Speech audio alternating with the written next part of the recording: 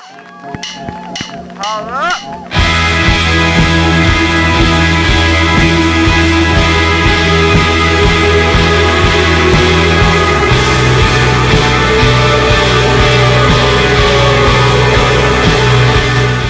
Well, we started out in May of '03 as the band A Dive, and we changed our name to Holler Wild Rose on Halloween 2004.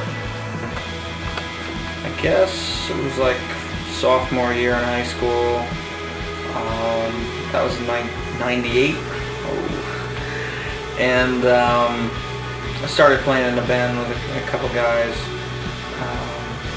We're in a punk band for a couple years in high school. So immediately knew I was passionate about it. I wasn't good at it at the start, but we put out our little hymnal. That was our debut record. We worked on it for about a year and a half from the start to its release. Lyrics spring out of the songs themselves. Like, I need a song to open the door for me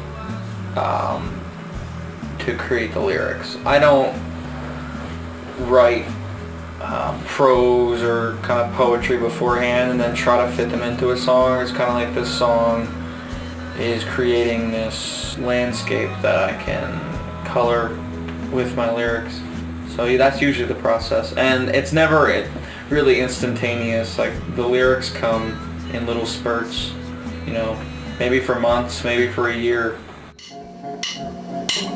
How about that?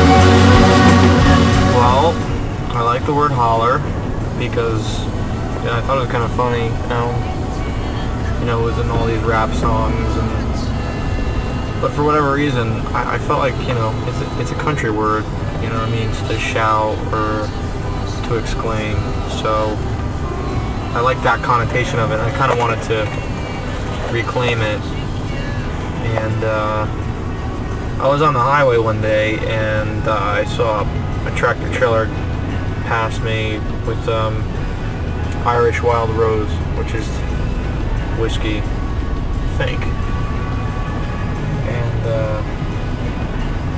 just love the, I don't know, what Wild Rose like evokes those two words, and that's an awesome name to be in a band or in a song. So at some point in time, those two ideas became connected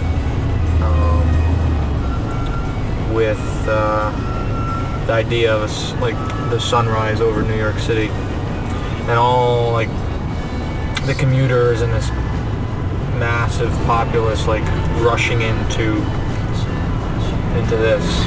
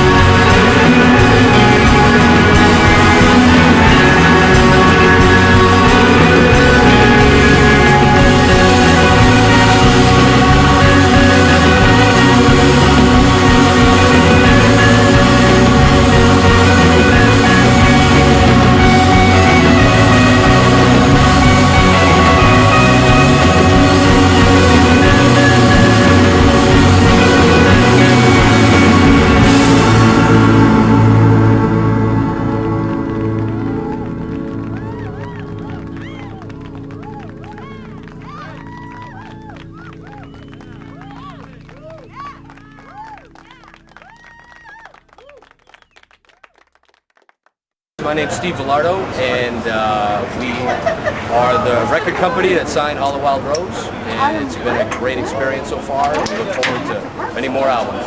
The greatest Holler Wild Rose show I ever saw was when Lou was playing To an Empty Sidewalk in St. Catharines, Canada. And do you remember that?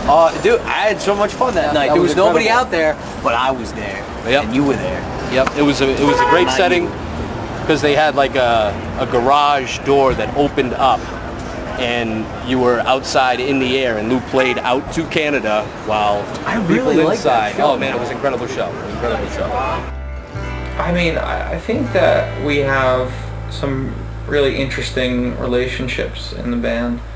A lot of us were former friends before we got into the band, so it wasn't like all the friendships just formed because of the band, but it was like we already brought something like core elements into a band relationship. So I mean, I think that could be one element. I mean, it's not totally uncommon, but I guess what sets us apart is, for me personally, I don't really hear many bands express this viewpoint that what they want to do is sing about joy. And a lot of people sing about, you know, like temporal things, or it seems like rehashed material. And I feel like whether it's my own lyrics or just the music, that it's exuding some sense of what we call like a joy beyond circumstance. So whatever's going on in our lives, that there's something greater that we can sing about, and we've kind of made it a point to say that since we've begun, and I think it still sets us apart because I don't hear people talking about it.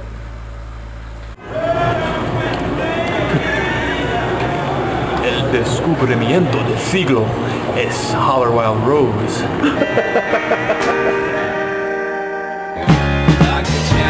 Playing with the guys has taught me how to write better and expand my mind and not just play normal things.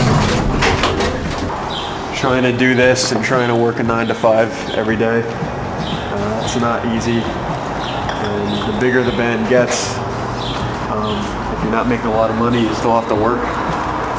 So yeah, the hardest part is just trying to have enough energy to do all this. And, like we've said before, there's 7 people in the band and 1 schedule, so really you have to take 6 or 7 people's lives, fit them into 1 schedule, and that's the toughest part. Most gratifying is loading up the truck, going into New York City, which is where we love to play, and be able to play shows and play music. Writing together is another like bonding experience. Whereas friends would hang out with each other, go to a bar or whatever, writing for us is a really good way to have fellowship with one another.